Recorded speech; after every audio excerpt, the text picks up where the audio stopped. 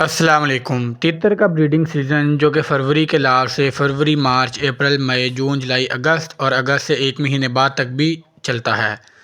इन महीनों के अंदर अपने तितर से अच्छी और ज़्यादा से ज़्यादा अंडे लेने के लिए आप इन बातों का ख़्याल रखेंगे, जिसके अंदर सबसे पहले आपके तितर की जो उम्र है, एज है, वो 10 या 1 साल से ऊपर होनी चाहिए। तभी आप अपनी जो तितर से बेहतरीन जो है वो ब्रीड हासिल कर सकते हैं। अगर आपके तितर की उम्र 2 साल है तो ये इसकी पूरी उम्मीद है कि वो सबसे पहले आपके पास ब्रीड स्टार्ट करेगा, यानी कि जब जैसे सीज़न स्टार्ट हो जाए, अगर पेड़ में कोई इशू ना हो तो आपके पास ब्रीड स्टार्ट कर देगा। तो ख़ुराक की बात की जाए तो ब्रीडिंग सीज़न में इनसे एक अच्छी और मियारी ब्रीड हासिल करने के लिए आप इनको पालक का, जब ब्रीडिंग सीज़न स्टार्ट होने लगे तो आप पालक का जो इस्तेमाल है वो डेली रोज़ाना इनको करवाएंगे। अगर आपके पास एक पेयर है तो एक पेयर के लिए एक जो है वो मुट्ठी में आप पालक ले लें और उसको जो है वो इनको छोटा छोटा करके इनको जो है वो डाल दें। ये पालक खाएंगे, उससे इनकी जो भी वाइटामिन वगैरह की कमी है वो इनके अंदर जो है वो पूरी हो जाएगी। और उसके अलावा आप इनको देसी अंडा जो होता है वो बॉयल करके, हार्ड बॉयल करके देसी अंडा आप इनको हफ़्ते में 2 से 3 दफ़ा या एक दिन छोड़ के एक दिन जो है वो आप इस्तेमाल करवाएंगे। अगर तो अंडा देसी है तो बहुत अच्छे रिज़ल्ट आपको मिलेंगे, नहीं तो आप फार्मी अंडा भी इस्तेमाल कर सकते हैं। इसके अलावा आप इनको मल्टीविटामिन के अंदर वाइटासोल सुपर का इस्तेमाल करवा सकते हैं। इससे उम्मीद है कि आपके तितर जो हैं वो एक अच्छी ब्रीड आपके पास करेंगे। अगर आपके तितर ब्रीड नहीं करते तो आपने एवियन का जो कैप्सूल होता है, मेरा एक दोस्त था जिसने सील रखे थे और 1.5 से 2 साल का वक्फ़ा जो है उसके बर्ड्स में है। वाइट हीरा उसने रखे थे तो उन्होंने बिल्कुल भी ब्रीड नहीं की।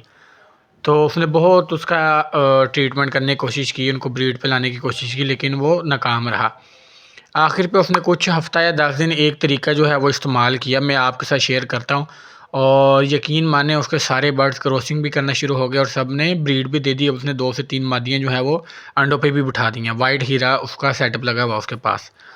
तो उसने ये किया कि गर्म पानी के अंदर हल्दी मिक्स करके इनको पिलाना शुरू कर दी और रात को जो है इनको ईवीएन का कैप्सूल एक देना शुरू कर दिया।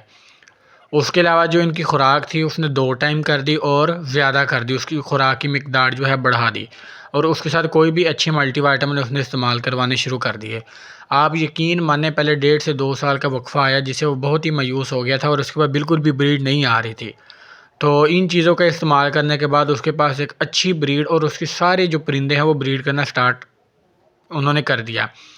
तो आप ये वाला तरीका भी जो है, नुस्ख़ा जो है वो आप अपने पास इस्तेमाल कर सकते हैं। बाकी बाज़ दफ़ा आपके परिंदों का अंदरूनी तौर पे कोई मसला भी होता है जिसकी वजह से वो ब्रीड नहीं करते, या तो इनको जुएँ वगैरह जो है वो जिस्म के ऊपर तंग कर रही होती हैं जिसकी वजह से स्ट्रेस में आते हैं और लड़ते हैं, एक दूसरे को नोचते हैं और ब्रीड की तरफ ध्यान नहीं देते। या तो इनके पेट में जो है वो कीड़े होते हैं, तो कीड़ों के लिए आपने डिवर्मिंग जो है इनकी लाजमी करनी है। हर 3 माह बाद आपने जेंटल सिरप जिसका फार्मूला अल्बेंडाजोल है, इस फार्मूले से आप कोई भी मेडिसिन जो है वो इस्तेमाल करवा के इनकी जो है वो आप डिवर्मिंग करेंगे। डिवर्मिंग भी कर लिया आपने, इनकी जुएँ भी मार ली, उसके बाद ये चीज़ें मैंने आपको पहले बताई है आप इनको इस्तेमाल करेंगे तो इंशाल्लाह उम्मीद है कि आपकी जो एग्स की क्वांटिटी क्वालिटी वो भी बेहतर होगी और अंडे आपके ज़्यादा से ज़्यादा फर्टाइल होंगे और कम से कम जो है वो अनफर्टाइल होंगे और आप एक अच्छी ब्रीड हासिल कर सकते हैं। और अगर आपके पास परिंदे ब्रीड कर देते हैं तो आप इनको अगर ख़ुद कुड़क बिठाना चाहें तो बेहतर, नहीं तो आप मुर्गी या इनक्यूबेटर में निकाल के 10 से 12 दिन के अंदर दोबारा एक और क्लच जो है वो ये स्टार्ट कर देंगे।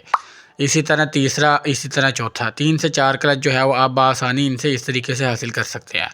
और आप अपने चूज़ों की केयर जो है वो भी अच्छे तरीके से करें ताकि आपके चूज़े भी ज़्यादा से ज़्यादा जो है वो सर्वाइव करें। चूज़ों को भी अंडा खिलाएं, ग्राइप वाटर इस्तेमाल करवाएं ताकि उनका पोट बंद